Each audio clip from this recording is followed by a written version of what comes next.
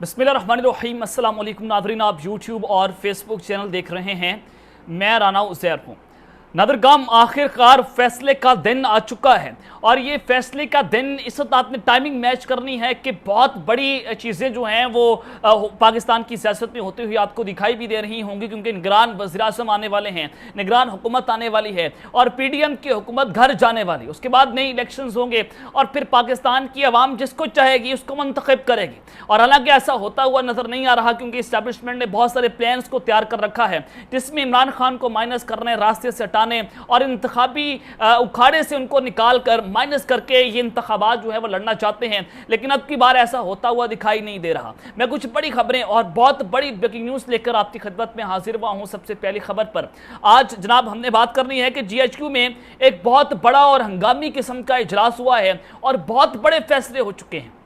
इसकी टाइमिंग बहुत इंपॉर्टेंट है कि जहां पर एक जानिब ये हुकूमत अपनी आखिरी सांसें ले रही है, तकरीबन 1 महीने से भी कम का वक्त रह चुका है और फिर ये नजर आ रहा है कि निगरान वज़ीर-ए-आज़म कौन होगा, वहां पर फटा है। और फिर अगले वज़ीर-ए-आज़म के ऊपर बातें हो रही हैं कि नवाज शरीफ नहीं बनेगा, शहबाज शरीफ बनेगा, फलां नहीं बनेगा, फलां बनेगा, इसके ऊपर भी फटे हैं। यानी कि इस्टेब्लिशमेंट और हुकूमत के दरमियान इस वक्त लड़ाइयाँ बढ़ती चली जा रही हैं। तो जनरल आसिम मुनीर ने कोर कमांडर्स कॉन्फ्रेंस को तलब जो है वो आज उनकी सदारत की, तमाम कोर कमांडर्स को तलब कर लिया। आखिर इसकी वजह क्या है? इलामिया जो जारी हुआ है वो बहुत इंपॉर्टेंट है। इस हवाले से तमाम डिटेल्स, अंदर की कहानी आपके सामने रखनी है। और फिर एक ताकतवर तरीन जर्नल है, उनको जनाब एक्सटेंशन दे दी गई है और इसकी एक्सटेंशन की वजह क्या है? पाकिस्तान की तारीख में पहली बार जनाब ये सारा कुछ होता हुआ आपको दिखाई दे रहा है कि एक जर्नल जो है उसको एक्सटेंशन दी गई है। आखिर वो कौन है, उसका मुकम्मल डिटेल्स उसकी तमाम आपके सामने रखनी है। और फिर जनाब इमरान खान के मुस्तकबिल के हवाले से बहुत बड़े फैसले हुए हैं आज GHQ के अंदर।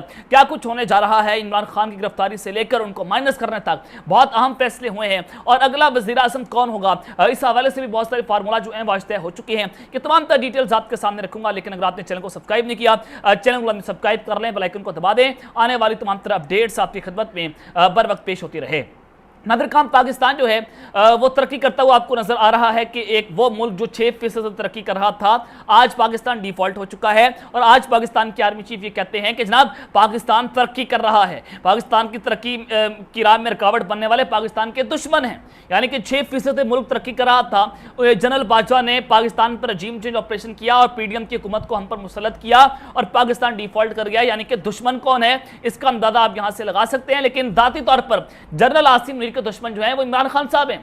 वो उनको सुनाते हैं कि आपने पाकिस्तान को डिफॉल्ट कर दिया, हालांकि ऐसी कोई सूरत हाल जो है वो पैदा नहीं हुई। तो मैं आपको एक और बड़ी खबर देना चाहता हूं कि बिना टैक्सेस के बिजली का एक यूनिट जो है वो 50 रुपए का हो चुका है। एक यूनिट वो किस तरह से कि बिजली सार्फिन के लिए पीक आवर्स में जनाब इजाफा कर दिया गया है। और पीक आवर्स पहले 6 से 10 बजे तक होते थे, अब जनाब बिजली के जो पीक आवर्स हैं वो शाम 5 बजे से लेकर रात 11 बजे तक होंगे। और 3 फेज मीटर वालों को पीक आवर्स में एक यूनिट जो है वो बिजली की कीमत जो है वो 50 रुपये अदा करना होगी।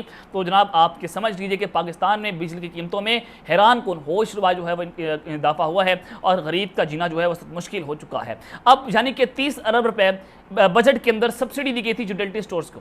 अब उस सब्सिडी के पैकेज के बावजूद भी यूटिलिटी स्टोर्स में जनाब दालों की कीमतों में इजाफा हो चुका है और दाल, चना, दाल मसूर, सफेद चने ओपन मार्केट से महंगी हो गई हैं। और वज़ीर-ए-आज़म के 30 अरब के पैकेज के तहत दालों समेत 5 अशिया पर सब्सिडी दी गई थी। तो आज उस सब्सिडी के बावजूद भी पाकिस्तान के अंदर चीनी, दालें, आटा सारा कुछ जो है वो महंगा होता हुआ दिखाई दे रहा है। डॉलर बढ़ रहा है और ये मजीद आगे बढ़ता चला जाएगा और चीनी की कीमत में भी मजीद इजाफा हो जाएगा, जो इस मार्केट रेट जो है वो हमें नजर आ रहे हैं।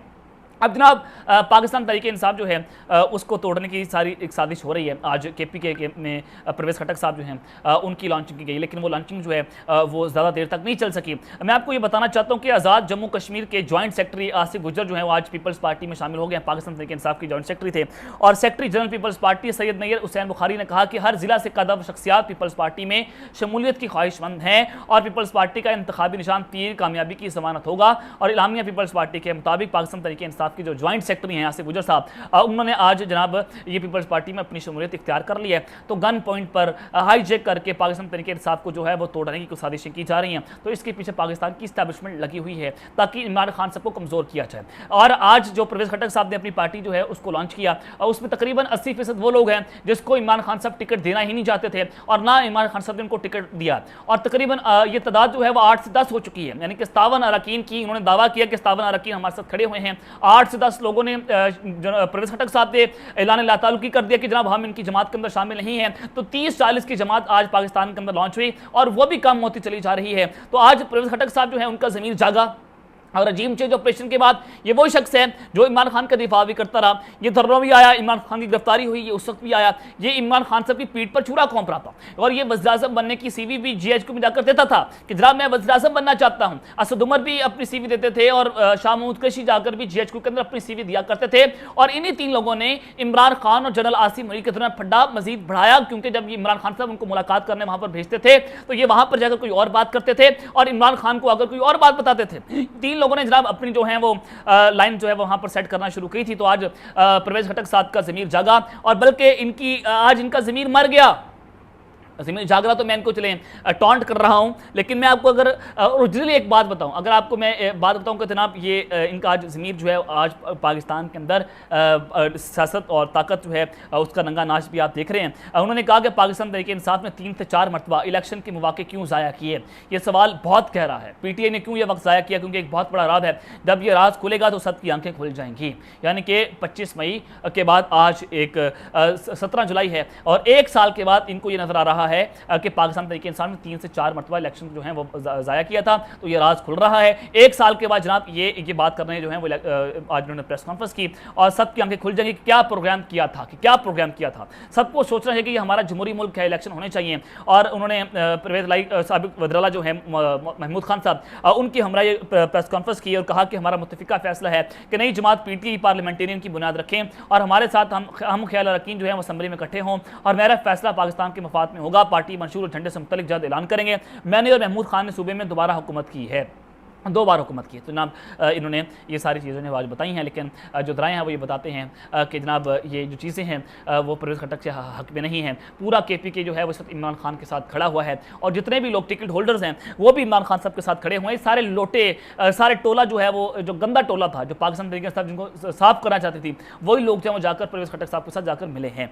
अब जनाब जो PDM के दरमियान और इस्टेब्लिशमेंट के दरमियान रोला है, जो असल लड़ाई है, वो निगरान हुकूमत के हवाले से है। तो आज पीपल्स पार्टी ने अपना अहम बयान जारी कर दिया है। कमर ज़ुबान कायरा साहब ने कहा कि गैर सियासी शख्सियत को निगरान वज़ीर-ए-आज़म लगाने की मुखालफत करेंगे। यानी कि एस्टैब्लिशमेंट चाहती है कि टेक्नोक्रेट होना चाहिए, मईशतदान होना चाहिए और वो रज़ा वाक़िफ़ साहब का नाम दे रहे हैं। तो उनको जनाब हम निगरान वज़ीर-ए-आज़म नहीं लगाएंगे, हम उसकी मुखालफत करेंगे। ये पहला फड्डा जो है वो एस्टैब्लिशमेंट के दरमियान और PDM के दरमियान पड़ा हुआ है। निगरान वज़ीर-ए-आज़म हो या निगरान वज़ीर-ए-आला, ये सियासी शख्सियात होनी चाहिए, ये रास्ते दूसरों के लिए नहीं खोलने चाहिए। और उन्होंने कहा कि शबाशी इत्तेहादियों के बाद लीडर ऑफ अपोजिशन से मुशावरत करेंगे। हल्का बंदी करने के लिए इलेक्शन कमीशन को 4 माह दरकार हैं और इलेक्शन कमीशन पुरानी मर्दमशुमारी पर काम शुरू कर चुका है और पुराने इलेक्शन रूल्स पर इलेक्शन होने चाहिए। सियासी जमातें अगर इस्लाहात बेहतर समझती हैं तो फौरी तौर पर मुशावरत के बाद कानून साजी कर लें। उन्होंने किसी जज, जनरल या ब्यूरोक्रेट, टेक्नोक्रेट या सहाफ़ी को निगरान वज़ीर लगाने की मुखालफत करते हुए कहा कि जब तक नई मर्दमशुमारी नोटिफाई नहीं होती, नई हल्का बंदी को तसव्वुर नहीं होता, सियासी ओहदों को सियासतदान ही चला सकते हैं। ये उन्हीं का काम है। मुल्क का सबसे बड़ा सियासी ओहदा वज़ीर-ए-आज़म का है। ये जनाब उन्होंने बड़ा वाज़ेह तौर पर कैटेगोरिकली जो है वो PDM ने अपना बयान जारी कर दिया है। तो ये इस्टेब्लिशमेंट जो है उनको बेसिकली पैगाम दिया जा रहा है कि हम आपका जो उम्मीदवार हैं उसको जनाब जो है वो हम नहीं लगाएंगे। तो ये सारी चीज़ें हैं। तो जनाब मैं आपको ये बताना चाहता हूँ कि सबसे पहले आज GHQ में जो हंगामी कोर कमांडर कॉन्फ्रेंस हुई है, जनरल आसिम मलिक ने तमाम जर्नल्स को लाइन हाजिर कर लिया और बड़े फैसले जनाब किए गए हैं। अब आखिर इसकी वजह क्या? टाइमिंग बहुत इंपॉर्टेंट है। टाइमिंग आपने देखनी है कि इमरान खान को गिरफ्तार करना है, इमरान खान को माइनस करना है, इमरान खान साहब जो है उसको रास्ते से हटाना है। ये 3 चीज़ें बहुत इंपॉर्टेंट है कि जब तक ये सारा कुछ नहीं होगा इनको रिस्क लेना पड़ेगा फिर पाकिस्तान तहरीक इंसाफ का। और पाकिस्तान तहरीक इंसाफ जब मैदान में उतरेगी इस इलेक्शन के अंदर, पाकिस्तान तहरीक इंसाफ इन सबको उड़ाकर रख देगी। और अगर इमरान खान साहब को माइनस भी कर दिएगा, बल्ले का निशान बैलेट पेपर पर हुआ तो बल्ले का निशान इन सब की बखियां उधेड़ कर रख देगा और बल्ले का निशान जो है इन सबको इतना मारेगा कि इनकी चीखें भी नहीं निकलेंगी, इनको रोने भी नहीं देगा और इमरान खान साहब इनको मार मार कर दौड़ाएगा भी, उनको थकाएगा भी। ये सारी सूरत हाल है। तो जनाब आज कोर कमांडर कॉन्फ्रेंस होती है। ये 3 चीज़ें बहुत इंपॉर्टेंट हैं। और चौथी चीज़ है कि अगला वज़ीर-ए-आज़म कौन होगा, क्या सारा मामला है, कप्तान का मुस्तकबिल क्या है, उस हवाले से आज ये कोर कमांडर कॉन्फ्रेंस बहुत अहमियत की हामिल थी। आर्मी चीफ की ज़ेर सदारत कोर कमांडर कॉन्फ्रेंस का इनेकाद फोरम को माशी बहाली के मनसूबे, सरमायाकारी, सूरत कौंसिल के दायरेकार से आगाह किया गया। ज़राअत, IT, मादनियात, दिफाई पैदावारी शोबों में तरक्की के लिए फौज की काविशों पर ब्रीफिंग दी गई और शुरा का हुकूमत की मैशत बहाली के लिए हिकमत अमली को हर मावनत फराहम करने का अज़्म का इजहार किया गया। ये आपने समझना है कि कोर कमांडर्स ने हुकूमत के हक में फैसला सुनाया कि जनाब वो इसी हुकूमत को सपोर्ट करेंगे, वो शहबाज शरीफ को ही सपोर्ट करेंगे, शहबाज शरीफ उनके अगले उम्मीदवार है। ये आपने समझना है कि इस्लामिया के अंदर क्या कुछ लिखा गया, ये बारीक वारदात डाली गई है और इमरान खान साहब को यहाँ पर पैगाम दिया गया कि आप हमारी तरफ से फारिग हैं और आप समझ रहे हैं कि जनाब हमारी मुलाकात हुई है तो बर्फ पिघलेगी, तो ये बर्फ नहीं पिघल रही। आज बाकायदा तौर पर जर्नैलों ने अपना फैसला सुनाया है और पाक फौज के शोबा ताल्लुकात आमा ISPR के मुताबिक ये जो प्रेस कोर कमांडर्स कॉन्फ्रेंस हुई है इसमें सिपाहियों की मुसलसल कुर्बानियों और को ज़बरदस्त खराज तहसीन पेश किया गया। शुरा को दाखिली सलामती की मौजूदा सूरत हाल से मुतल्लक जो है वो तफसीली आगाह किया गया और पाक फौज की ऑपरेशनल तैयारी तरबियती पहलुओं पर भी गौर किया गया। ISPR ने कॉन्फ्रेंस में बताया कि कलअदम TTP और दीगर दहशतगर्द तंजीमों के हमसाया मुल्क में ठिकाने हैं और TTP और दीगर दहशतगर्द ग्रुप पाकिस्तान में मिसाइल पैदा कर रहा है। और जनरल आसिम मुनीर ने कहा कि मरूजी तरबियत हमारी पेशा वरना महारत का खासा है और हमें कौमी सलामती को लाहक किसी भी खतरे से निमटने के लिए हमेशा तैयार रहना चाहिए। और ये सारी चीज़ें आप सबके सामने हैं और जनरल आसिम मुनीर ने मौजूदा हुकूमत को सपोर्ट करने का ऐलान कर दिया है। तो अगला वज़ीर-ए-आज़म कौन होगा, ये अपना उम्मीदवार जो है आसिम मुनीर साहब आज उनका ऐलान कर चुके हैं, लेकिन पाकिस्तान के अवाम ने भी अपना फैसला जनाब करना है कि पाकिस्तान के अवाम जो है वो कहाँ पर इस वक्त खड़ी हुई है। अब ये सारी चीज़ें हैं, इमरान खान साहब को गिरफ्तारी अब करना ही करना होगा। अब ये मुस्तकबिल या आपने समझना है कि इमरान खान साहब की गिरफ्तारी भी होगी, इमरान खान साहब को माइनस भी करेंगे, नाअहल भी हो जाएंगे और अगला एक महीना जो है वो पाकिस्तान की तारीख का बहुत इंपॉर्टेंट महीना है और इसमें तमाम चीज़ें जो है वो तय हो जानी हैं। और ये जो कोर कमांडर्स कॉन्फ्रेंस थी, आखिरी प्रेस कोर कमांडर्स कॉन्फ्रेंस थी और आम तौर पर कभी भी ये 15-17 जुलाई को कोर कमांडर्स कॉन्फ्रेंस नहीं होती और ना ही पीर के रोज होती है, मंगल के रोज कोर कमांडर्स कॉन्फ्रेंस होती है या महीने के स्टार्ट में होती है या महीने के आखिर में होती है और मिड के अंदर ये कोर कमांडर्स कॉन्फ्रेंस होना, इसकी अहमियत जो है बहुत इंपॉर्टेंट है। आपने इसकी अहमियत को समझना है कि आखिर क्या ऐसी वजह है कि मिड ऑफ द मंथ में कोर कमांडर्स कॉन्फ्रेंस जो है वो करना पड़ी और आसिम मुनीर को तमाम जर्नैलों को इकट्ठा करना पड़ा। आखिर कौन सा बड़ा फैसला लेने की जो है वो पाकिस्तान की एस्टैब्लिशमेंट क्या फैसले कर रही है, तो आपने समझना है कि 3 से 4 चीजें मैंने आपके सामने जनाब रखी हैं। अब जनाब DCI जो हैं उनको एक्सटेंशन देने का फैसला हो चुका है। उनकी जनाब रिटायरमेंट है 5 सितंबर को और मैंने आपको एक खबर दे दी थी कि जनाब इनको एक्सटेंशन देनी है, ये तय हो चुका है। PDM ने ऑफर भी की आर्मी चीफ को कि जनाब आप उनको एक्सटेंशन दें